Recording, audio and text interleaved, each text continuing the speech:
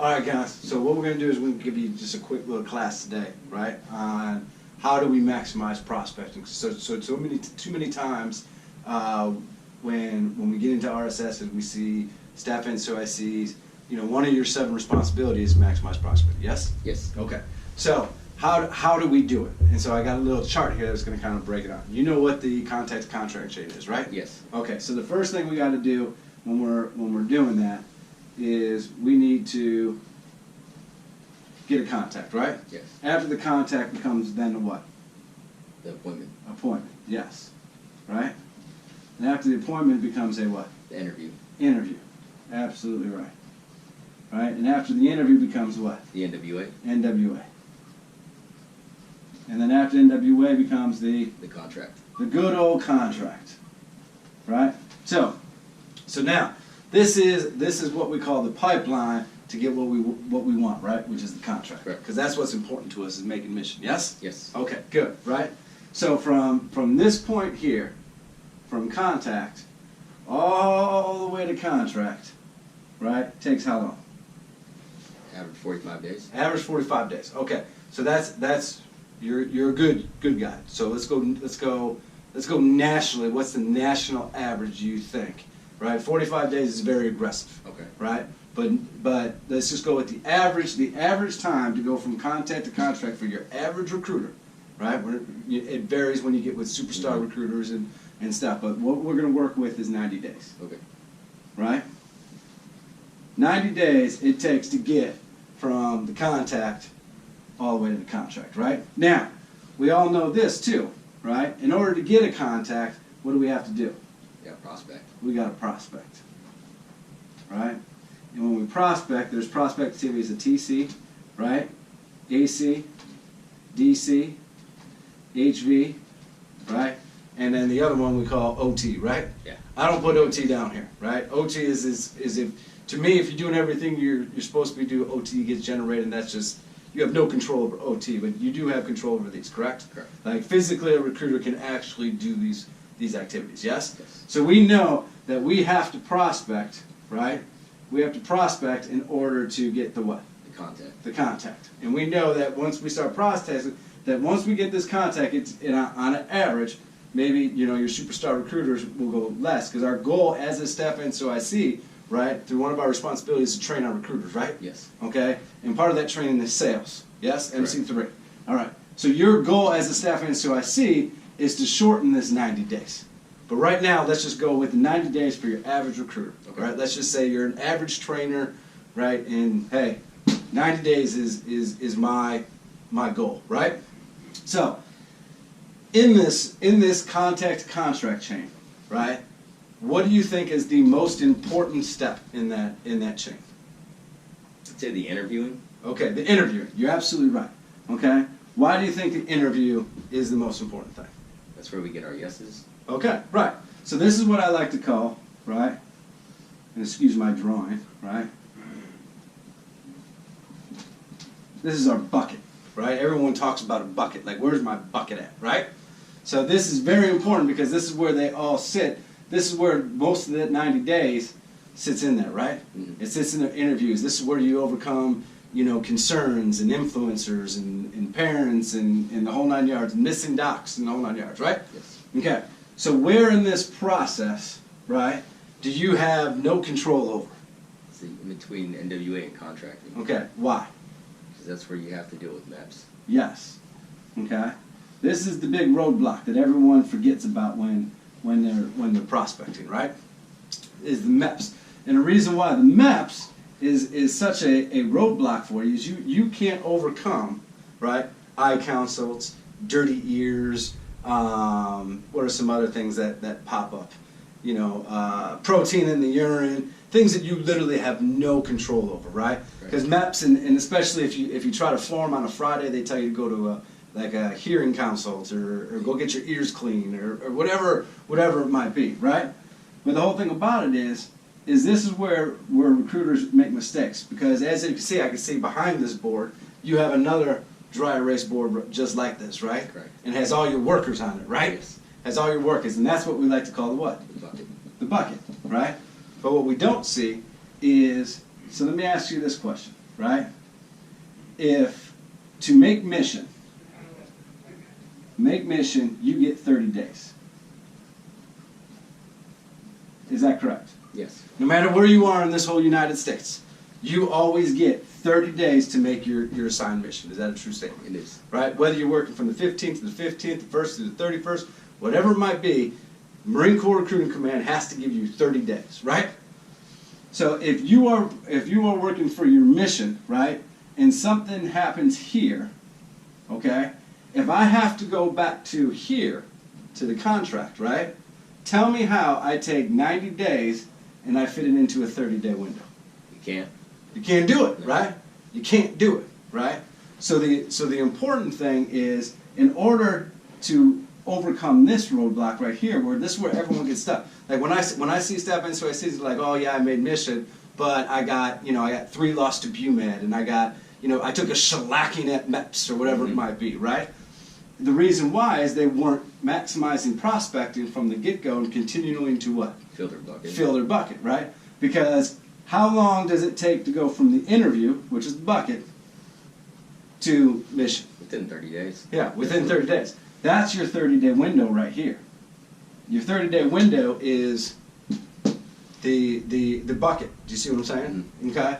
So going off of what we do here, I'm not going to do HVs because not a lot of people HVs. I'm going to go with 3 big ones that people are doing right now is TC and AC and DC, right? Okay. So on an average day, right? What do you think your recruiters are doing? About 20 TCs. Okay. So you're saying 20 TCs, right? 20 TCs. Now this is per day. Yes. Okay. How many AC contacts are they 2. doing? 2, right? And how many DCs are they doing? 10. 10. Okay. I like how you're thinking here, right? So if I do this math correctly, right? If I do this correctly off of what we normally do, if you ever see on your mission letter, which is normal, right? You have 20 prospecting days. Yes? Yes. Okay. That's normal in the nation, about 20. May go up and down various what month you're in, right? Some months are shorter than others. You got to figure in holidays in the whole 9 yards, right? So if I do this off 20 prospecting days, right? How many TC should I have at the end of the month? 400. Okay. I don't know the math. Where's the math? We got a calculator here? All right. So we'll do that. So 20 times 20 is what? 400. You're absolutely right. 400 TCs. Right? Yes. And if I do 2 AC contacts, how many would that be? It'd be 40. 40 AC contacts, right? And DCs? It'd be 200. 200 DCs, right?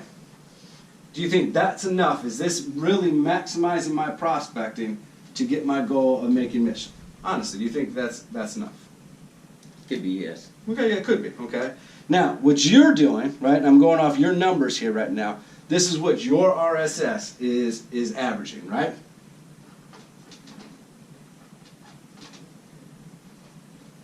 Right? 9, 1, 2. Okay, so this is what you think you're doing, right? When we break it down by going over your activity analysis sheet here, right? This is what your recruiters are actually doing, right? So now my question is, if I do this math, right? If I do this math, what's 20 times 9? That's 180, right? 180. That's 20, and that's 40, right? So now my question is you think this is enough, correct? Yes. Right? But this is what you're actually doing. Does that make sense? Yes. Okay, so now my question is, right? How long does 9 TCs take for a recruiter? Hour. And how long does 1 AC contact take? An hour. An hour. And how long does 2 digital communication, emails, Facebook, Twitter take? 30 minutes. 30 minutes. I'm going to give you another hour. How about that, okay? Because maybe, the system's slow, whatever it might be. There's all kinds of great excuses that recruiters use out there, right? So this is literally 3 hours, right? 3 hours of productive time. Now, you said earlier that your recruiters work from what? 9 to 8, 9 to 8. 9 to 2000, so that's about what, 12 hours? 11 hours? 11 hours. 11 hours of work. Right? They're here 11 hours a day. If they're only doing 3 hours of work, where's that other 8 hours? Most likely divided between supportive and unproductive, but probably a lot of unproductive time. Right, a lot of unproductive time. And that's where, as a staff NCOIC, you need to manage, you need to figure out what? Where does that 8 hours go? What that 8 hours is, right?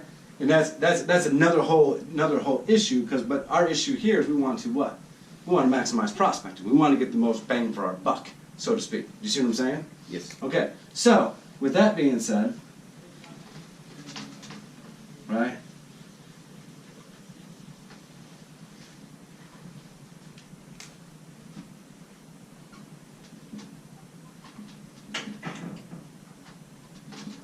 Okay, so now I wanna put you in a world, right? 75 TCs, right? How long do you think 75 TCs for a recruiter would take? I'd Honestly, say 3 hours. 3 hours. Okay. 3 hours. So if I said 3 AC for a day, how long does that take? 3 hours. 3 hours. You can do some training there. And then how long would it take to do 36 DCs? 2 hours. 2 hours? Okay. So now, when I total that up, that's what? 9 hours. That's 9 hours, right? Am I right on my math? No, it's 8 hours. 8 hours. Okay? Math for Marines. All right, so 3 hours, 3 hours, 2 hours equals 8 hours. So that's 8 hours. Over here, we said we're working what? 3 hours. 3 hours. Okay? On an 11-hour day, that's your normal recruiters, right? That how you run business here. You start at 09, you go to 20 on an 11-hour day, right? Right? So where's the more bang for our buck? And doing the 8 hours of prospecting vice the 3. Vice 3, right? So we need to kind of set objectives. Okay? Now, I've done your ratios. I've done your ratios of how many TCs you have to do to get contacts to get here. So what I'm saying is, right, so what we're going to do here, now remember, we're going off the 75, 3, and 36, right? Yes. So if I force my recruiters, right, off the numbers that are in McChris, if I force the recruiters to follow this simple rule, right, the 75, 3, and 36, right?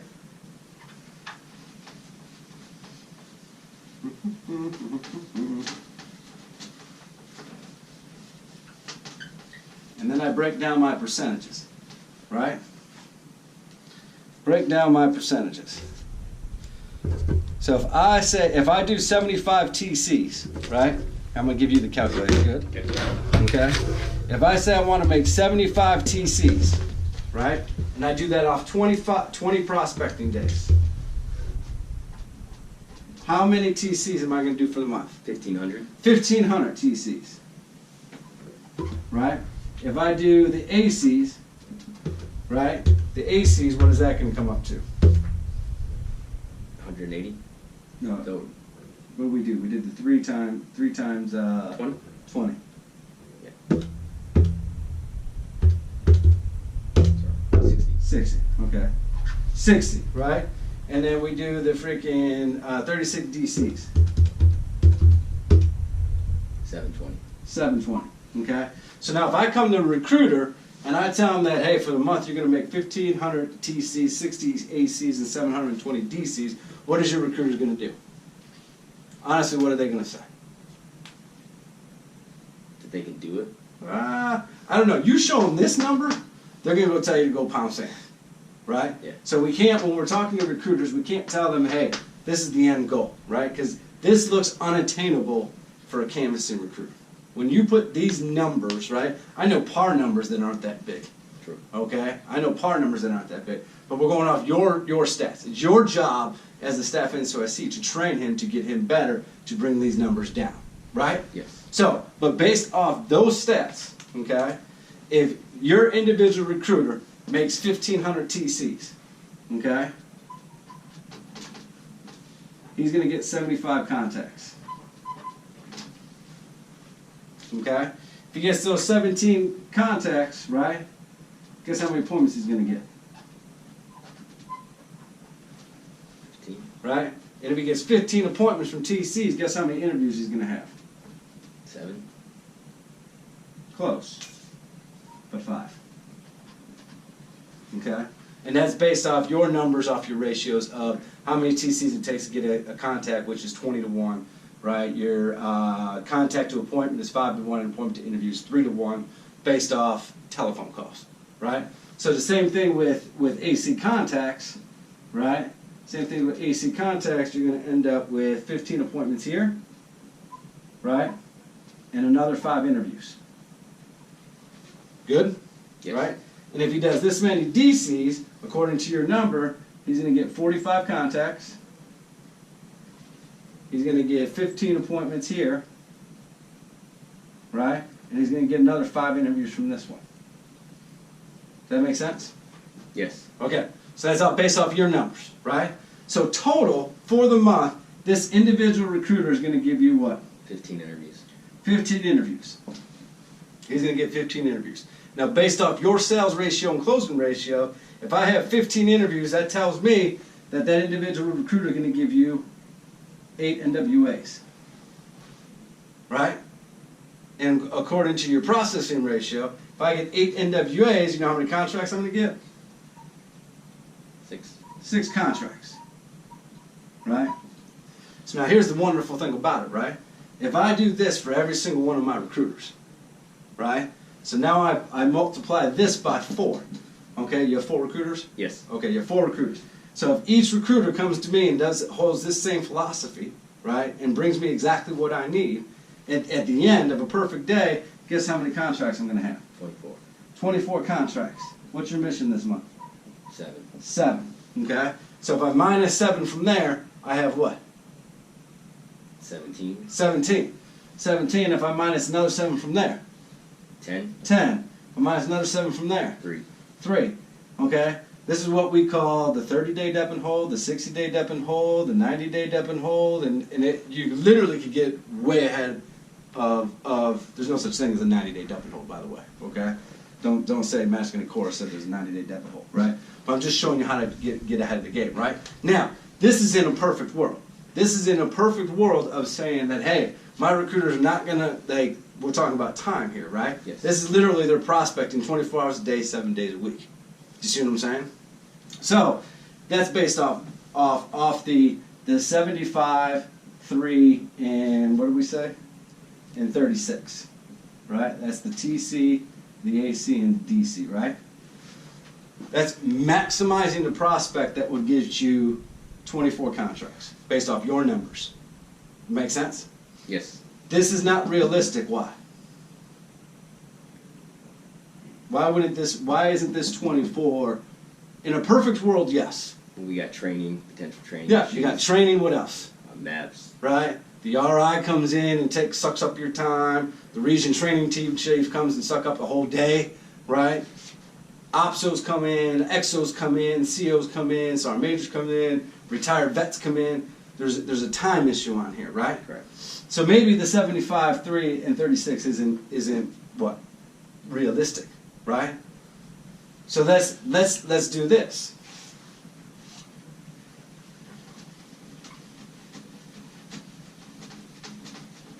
Let's do this.